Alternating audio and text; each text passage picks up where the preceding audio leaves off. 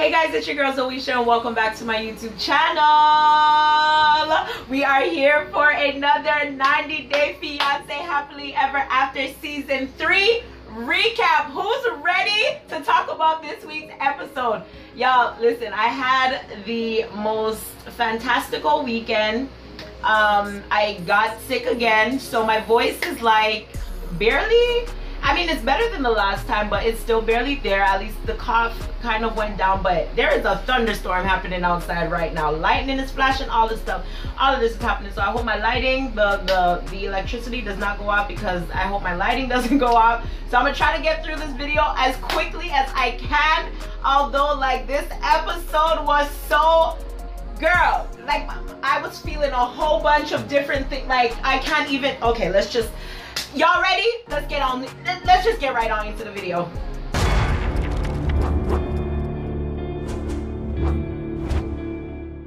All right, so the first couple that we're gonna be talking about today is Paula and Russ.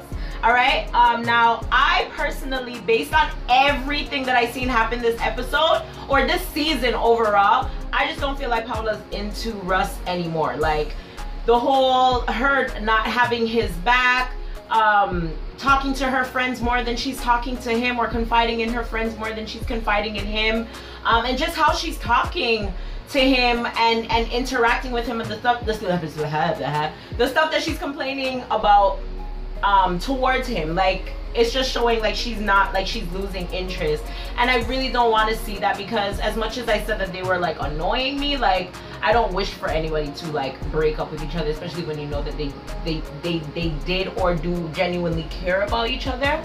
And Paula and Russ, even from their 90-Day Fiance season, they were one of my favorite couples from their season. So I really don't want to see them end. But like her whole anger towards him about the whole baby thing, it was like, the way she made it seem last week when she was talking to her best friend Jenny was like, he hasn't asked her anything, he hasn't made the effort to figure out if she was okay with either the baby situation or even her grandmother passing away or whatever. And then come to find out that he did actually ask her, and she was like, I don't want to talk about it. So you can't expect him to know how you're feeling or know exactly what you're going through if he's made an attempt to ask you and you said that you're not ready to talk about it. Like, I've said this before, but I'll say it again. Men and women are programmed differently. Yes, you can ask somebody a question to see if they're okay, but however, it's just different. Like, we know, like, okay, like when we're absolutely ready to discuss something or whatever, like, and we know when we're not, because we're still have an attitude about it, or we're just really standoffish about it, or whatever the case may be. And guys aren't into the whole arguing thing necessarily. Like when they argue, it's mostly because, sometimes it's mostly because of us, because we just can't let certain things go, or whatever the case may be. But me knowing Russ, or not knowing him, but you know, isn't it funny how you feel like you know these people just because you see like clip, what is wrong with me today? Why can't I speak? Because you see little clips of their lives and you feel like you know them. Like, I know them. But after seeing Russ on the show, like, you can tell that there's not necessarily something that Paul would be going through, and he would not genuinely care to ask if she's okay or ask about the situation. Like, that just doesn't necessarily seem like Russ to me. And at the same time, he did make a point, like, how many times did we lose a child? Like, this is the first time, like, it's a first experience. Like, I feel like everybody that I've known that has gone through a miscarriage, like the first time, it was always, obviously it's a new situation. Anything first, it's a new situation. So he doesn't necessarily know how to go about it, you know. And like, she's there like, oh, you don't know that I'm in pain, and da-da-da. If you don't tell me, I'm not going to, like, I can't feel what's inside. Like, asking just how you feel about the situation, okay, but if you're physically in pain, how can I know that if you don't tell me? And then you're gonna keep throwing it in my face that, oh, your friends know everything, but I don't know everything. Stop telling your friends stuff before you tell me. Or confide in me as well, so everybody's on the same page. But don't throw that in my face like it's like I don't care, when, you know what I mean?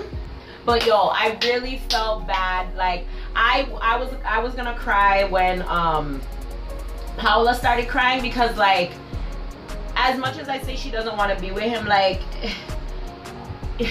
it's, I don't know, I guess there's just a lot of stuff that she's going through. Like, you know, she's probably just angry because she lost her baby, because she didn't know that she had the blood condition, and that she's probably blaming herself for that. Also, she can't be in Colombia when her grandmother got sick. She got to see her grandmother, and when she came back up, that's when her grandmother passed away. She's unable to be with her family, all this type of stuff. So of course, yes, a lot of things are gonna happen. I feel like anybody who left back home, who left their home, went to another country and made it their home, or is trying to make it their home and goes back to visit their relatives where they were originally from, are gonna feel some type of way after that initial trip back. You know what I'm saying? So I mean, yes, I would have expected her to come back and be acting kind of different, because she hasn't been home in years, and she has gone back, and it's like, damn, like, this is what I left. You know what I'm saying? Like, she's probably very conflicted, and again, with everything that's going on, she has every right to be, but she doesn't have the right to be taking it out on Russ necessarily, because not all of it is his fault. And again, she just needs to talk to her husband and figure that stuff out. But I hope they can figure it out and she gets over this whole anger stage, and she's not necessarily taking it out on him, which it looks like she's actually doing. They can work through it. Like, I really like Paula and Russ. I think they complement each other so well, not only in looks but just together. And I don't want to see them break up. Yeah, I don't want to see them break up. Okay, next person that we're gonna talk about, because she's no longer a couple, it's just a person, is Molly. Okay, so the daughter's back. Now, I don't understand. I feel like if Olivia never left, she would still be with Louise. Like, I feel like she more so like was like, this is it, because the fact that Livy was not paying any attention to her, not really talking to her, not at the house anymore, you know, and she really thought that she lost like her child, which, don't get me wrong, you're not supposed to necessarily put no person above your children. However, your happiness should play a role, like, you know, in your life. Like, you should want to be happy, you know what I'm saying? So anytime Louise leaves, the first thing she does is call Livy and be like, Livy, guess what? Louise is gone, blah, blah, blah, blah, blah, blah, blah, blah. So that's exactly what she did again in this episode. She called her daughter to come skating with her and the other one, Kensley, and they sat down, and it was like, honestly, it's like Molly is the child and Livy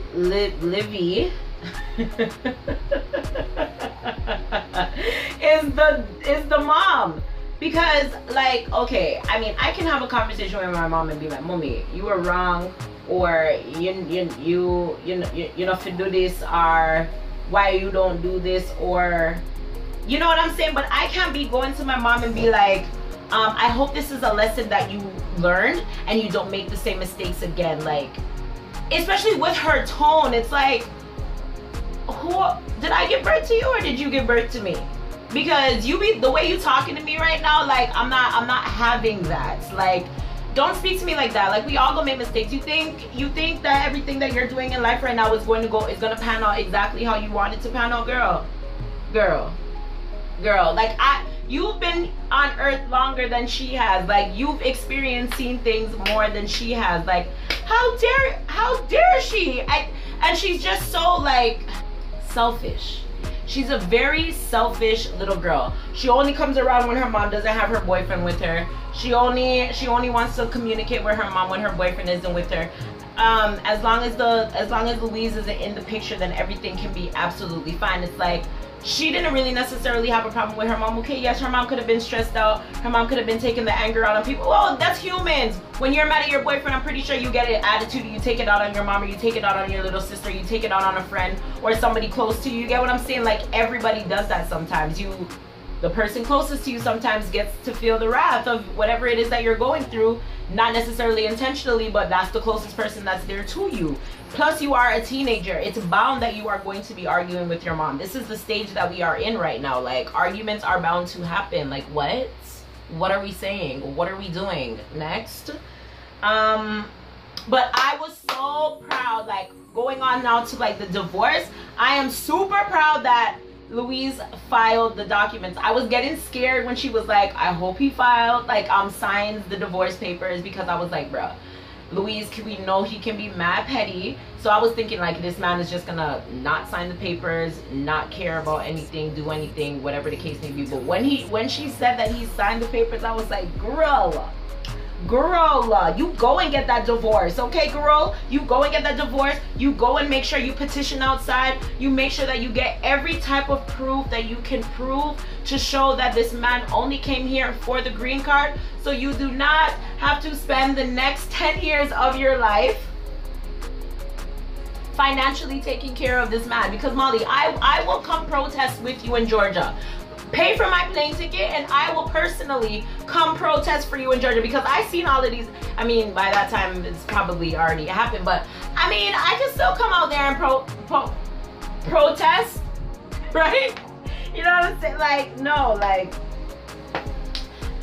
girl, do everything. Like, I'm just super proud that you actually went through with it. I know there's so many people on the show who should have done it, who never did it, but you actually went through with it, and I rate you for that. Like, woman to woman, I rate you for that. Like, knowing that this is not working out, why waste the rest of my time or waste any more energy into this? This is negative. It's not doing anything good for me. Let me just get out of this situation. You filed for that divorce and you're doing everything that you can to help get this man out of the country and out of your life for good. I rate that and I love it. I cannot wait to see what happens next. Next couple that we're going to be talking about is Anfisa and Georgia. Okay, so y'all see, okay, all right. So George, this man lies so much that, like, I don't even know if his name is George. Like, I don't know or believe anything that comes out of this man's mouth. This man, before Anfisa and after Anfisa, gonna be messaging the girl and asking the girl how the baby is, how the daughter is. Bruh, I thought the baby was not yours. Like, if you did not even think for a second that that child was yours, you would not have no communication whatsoever. Like, no, there's no reason for you to have no communication. It's different if you guys were in a relationship,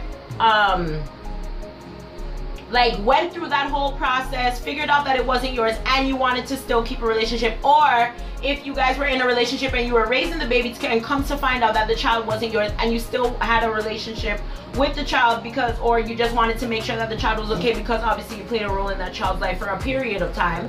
But it wasn't nothing like that. But you met up with her, took her shopping, and you have you be calling the girl your daughter just for fun. You don't do stuff like that just for fun. Like, what the hell? And the way that the girl was crying, the way that the girl was going on the phone, I was like, yo, that does not sound like a bitter ex. Like, that sounds like somebody who is tired of trying to make someone understand that they are the father of their child.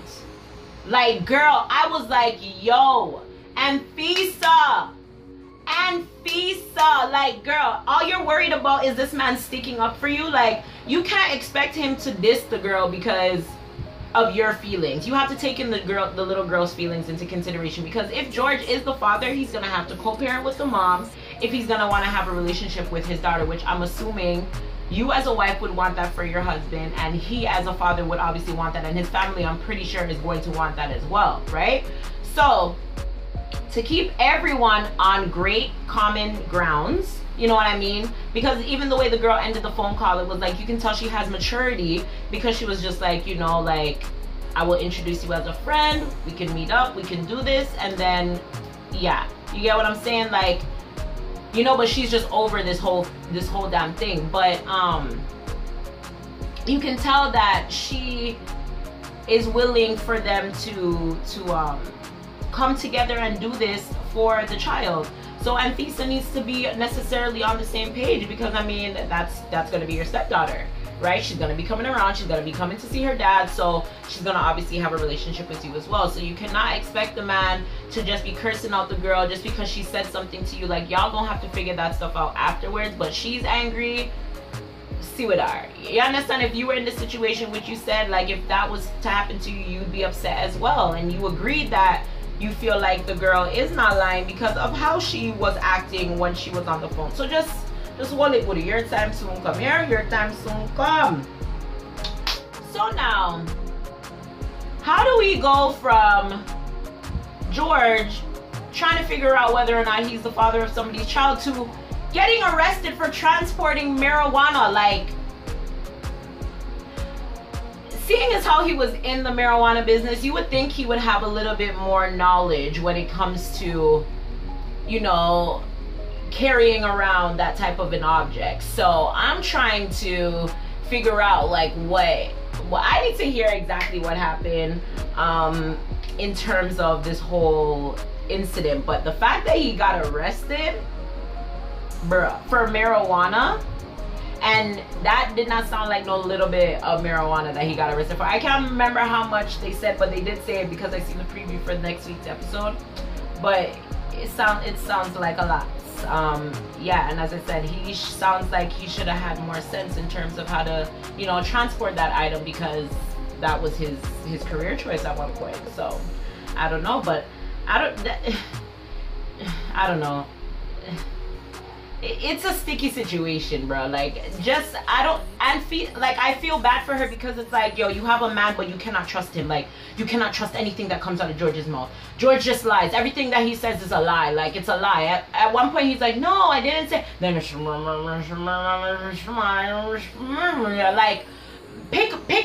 like, pick a struggle and stick to it. Like, but not the lying struggle, because I can't tolerate like the lies. Like, you're lying for unnecessary reasons, like the stuff that even like is it worth it to even be lying about these things? Like, just be honest. Like, I don't know.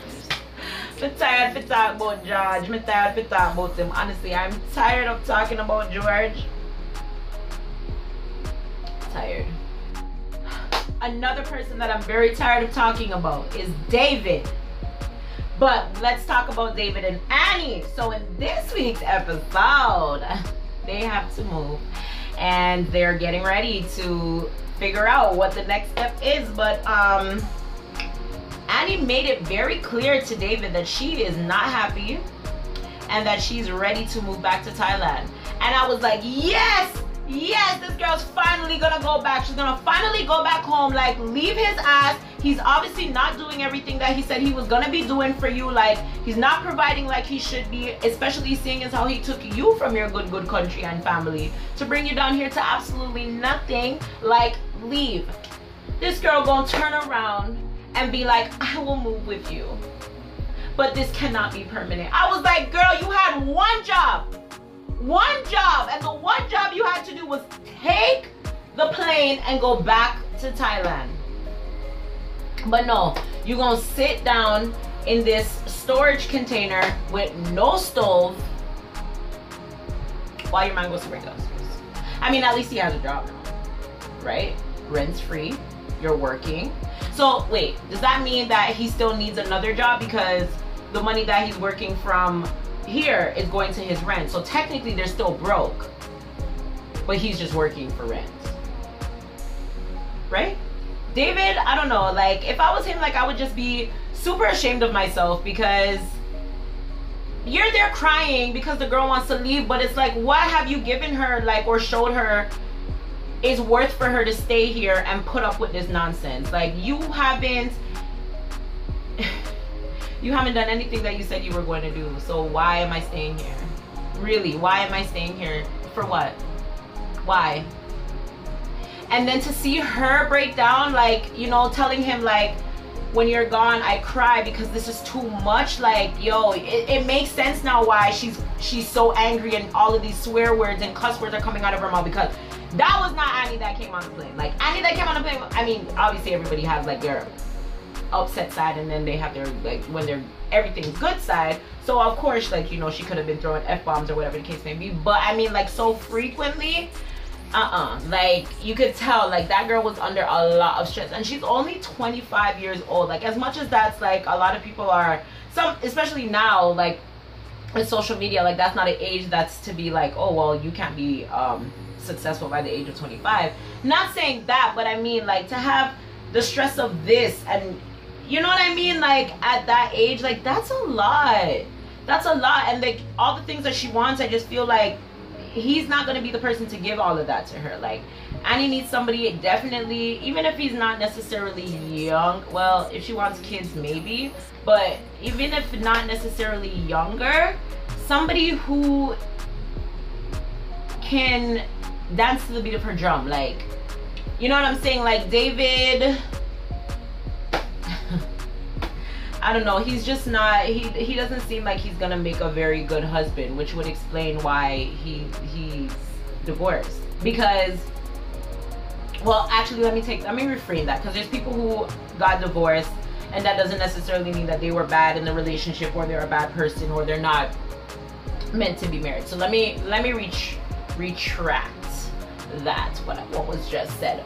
But in David's case, yes, absolutely, because like, you're a cheater, you don't want to work anything below what your degree says, even though you brought somebody here that you need to be providing for, and the list goes on. I hope like this is the last straw. Like, I hope this is the last straw and that they are really and truly are not stuck in this situation for a very long time. Because as I said, she's 25. She has a lot of things that she wants, like a lot of goals set in place, like school takes up time, like that's years.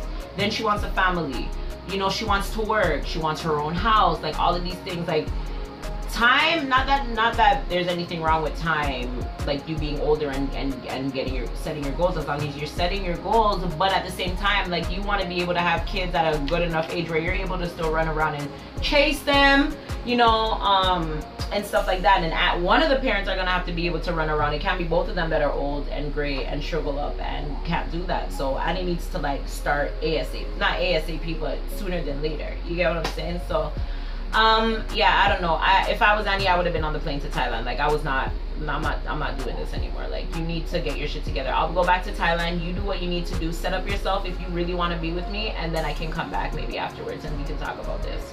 But yeah, bye. The next couple that we're going to talk about is Nicole and Azin. Now, they got to postpone their wedding. Have to postpone their wedding.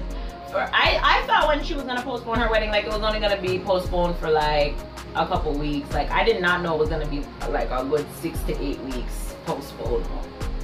Right? Not saying even that's long, because, like, there's people who postpone their weddings for, like, a year, or postpone it and it never happens. You know, those type of things. So, yeah, but they gotta postpone the wedding, and I was like, damn, like, when she told her dad, and her dad was like, maybe you should come back, like, you know what I'm saying? And then, like, to see Azin's face, like, when he said it, I was like, damn, like, that sucks, but maybe she should go back home. Like, this is another red flag, you know what I'm saying? And then when she had to tell, like, his family, and the sister got so upset, I was like, yes, now the real emotions are coming out. Like, I actually get to see them do something other than smile, because all you see Azin's people them do is smile. So I was really happy to see, like, they actually got to show, like, real emotion, and, like, they were upset. Like, how the hell you guys have us planning a wedding, set a date, when y'all don't even know that you guys don't have the right proper documents? Like, they just stupid. They need parental supervision, and these people want to get married and take care of a child. They need help. Like, this is not supposed to happen. This is not supposed to happen. How you go for your marriage license and you don't get it? Like, go home. Like, honestly, go home. And then she made a comment about, I don't know why people say, hold on. She said, I hate when people say these hiccups are signs that we should not get married. Bitch. Because you should not. Like, these are signs from the man himself telling you, girl, do not do this. Like, do not. First of all, if your man is able to tell your mom the truth before he can tell you the truth, there is a problem. There should be no reason why your mom knows more about what's really going on in your relationship before you do. Like, that right there, nah, like, that ain't working for me. Like, that, no. How can you be so comfortable to tell my mom something? Somebody who you don't kiss, you don't touch, you don't text, you don't call, you don't video chat with, who isn't even necessarily on your team, the truth before you can tell me. And the fact that he lied about that whole situation. I'm here thinking this man was drunk. I mean, obviously we all knew he was lying, but even still then, like, yes, he could have been drunk and he could have been, you know, doing whatever, like, not caring or whatever, but these was actually some real life people. Like, this man is doing what a lot of people in these countries do, which is find people online, see who will marry me first, and get me to the United States or a foreign country. Like, this is exactly what a lot of people do. And it's like crazy that Nicole caught the bait, because it could have been anybody else, but Nicole Nicole caught the bait, and now look what she's here doing, stuck in Morocco. You know how much people are probably watching the show and like, damn, that could have been me.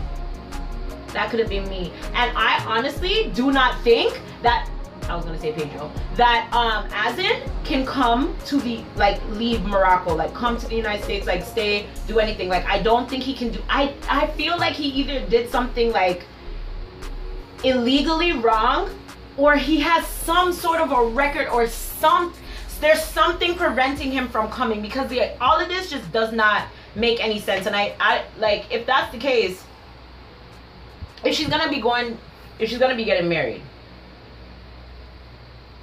it's not gonna make any sense, because like, what good is it having an American woman in Morocco for him if he can't go to America? And I know she's not gonna survive in Morocco. Like, I know this girl's not gonna survive in Morocco, because first of all, staying in a hotel or whatever, like, that is totally different from like living, you know what I'm saying? So I don't know. I really don't know. We just gonna have to wait and see what happens at the tell-all to figure out what is going on with the wedding, if it's gonna even go on. Obviously, they were together at the tell-all in Morocco via webcam. It's funny how it worked this season. Yeah, that situation, I don't know. Nicole, it's like, no matter what, she's just gonna find a way to do it. Like, Azin is the love of her life. She's not leaving that. Like, that's just what it is. Like, she's not gonna prevent or have anything come in between it. She's gonna do what she want to do, and that's about that. All right, and for our last comment, like, honestly, if I never thought that the family Chantal was crazy before, like, they're crazy. So we start the episode off and we still fighting in the episode, you know what I'm saying? We still fighting and stuff. And then everybody's like, you know, I got to really see the fight now. Like, I got to really see the fight. And like, I seen it, and like, Nicole was on River, and I was like, yes, I hate these two, but yes, I was like, I hate River more. So I was like, yes, girl, like, take him down, and he went down. And now she bite him up, all that lipstick there all over him. Marina rip up and bare things. I was like, yes, that for reach you too inner. That's what when you're in a people relationship. When you did the wedding, you never want to go. You start off the relationship bad. Like, you started it off, he started off the relationship, all of them started off the relationship so bad. Well, and honestly, it's all Chantel's fault, because first of all, you lied about who he was, what he really was doing, blah blah blah blah blah. So obviously the family's gonna feel some type of way. Yes, granted, feel some type of way, but not all by it against the little girl, like, or the man. At least it's not the man's fault. It's not the man lied to you, you know, it's uno daughter. Uno daughter lied to uno. So why would not take you up on the boyfriend? Y'all, I'm super irritated, but anyways, okay. Point that I'm trying to make is as if River hadn't put all this input into Chantel's relationship, there would be no animosity between him or Pedro for there to be any tension to even get into anything physical. So for them to be putting the blame on Pedro, saying that he attacked the River, that him and Nicole planned to attack River, that doesn't make any sense, because they got invited there to go to dinner, not to go there to fight anybody, right? Okay, now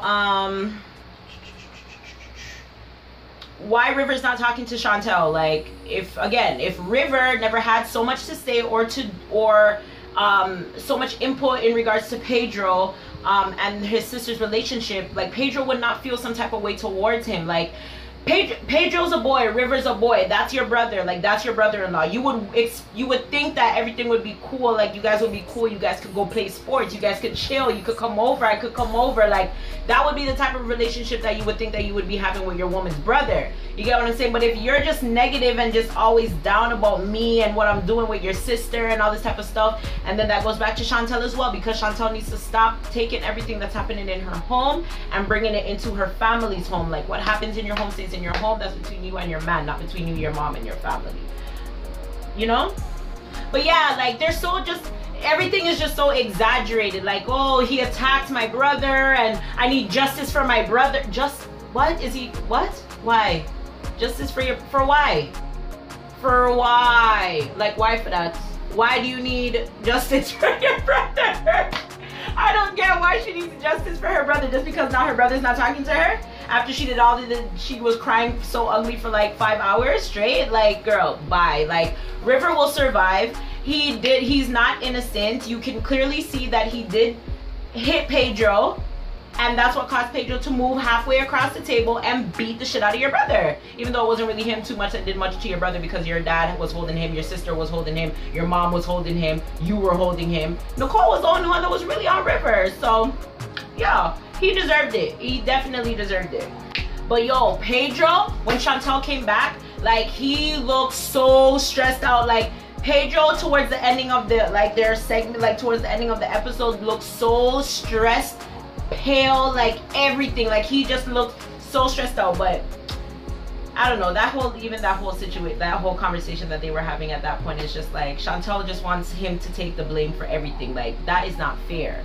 Like, what is wrong with the spouses on this show? Like, with not supporting their spouse but taking up for everyone else and everything else around them other than the person that they're supposed to be in a relationship with. Don't make any sense to me, but hey, what can we do?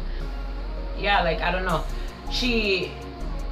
Your man is texting you after a situation. You're scared to read the text messages. You don't plan to go home? Like, what? Then before you go home, go talk out things with your man. You go and talk to your friend. You're there, your family, your sister house. You probably have to talk to your sister about it. Before you go home, go talk to your man about it. You just lay all about the place. Like, alright, cool down, breeze out, whatever. But for days, like, that's your husband at the end of the day. Like, go home, go cuss him out, figure it out, do whatever. But for days, y'all, this week's episode,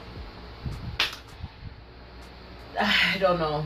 Between the tears, the excitement, the whole divorce like, I'm just excited to see next week's tell all, because, like, I hope all my questions are answered, everything is answered. I'm sad to see this season come to an end, but, like, there's just things that I need put in perspective for me to understand and go, because my mind is boggled. Like, I can't sleep at night. Like, during the week, people be coming to me asking me questions, and I'm just like, listen.